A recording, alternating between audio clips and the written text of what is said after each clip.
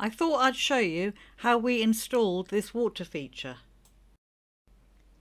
Paving slab for stability. Level top to bottom? Yes. Level left to right? Yes.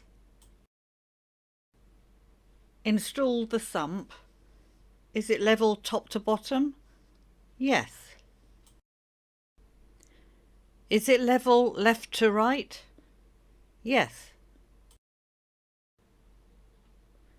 Begin filling. Water level? Now I've got to empty it.